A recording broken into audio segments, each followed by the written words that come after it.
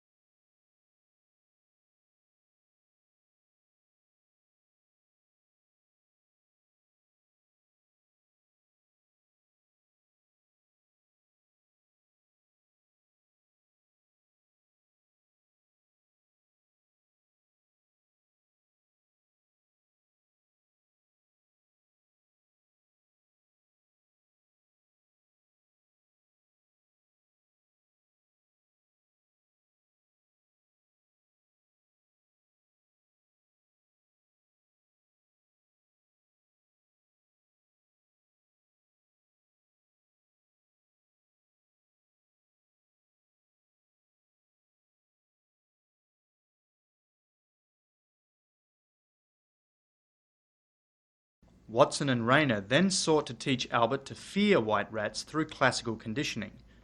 In the conditioning phase of the study, which was not filmed, the investigators struck a steel bar with a hammer whenever Albert reached for a rat, making a very loud noise that greatly upset and frightened Albert. After 6 such pairings of the loud noise and the rat, it was believed that the boy had been conditioned to fear white rats.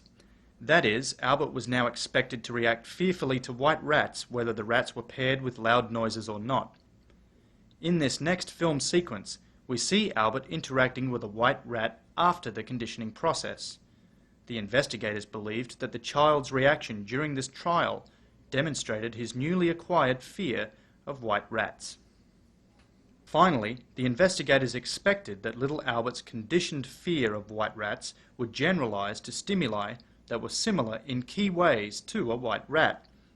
In this film segment, they were trying to demonstrate that the child now also reacted fearfully to similar objects, such as a rabbit, a dog, a furry object, and a white mask worn by Watson himself.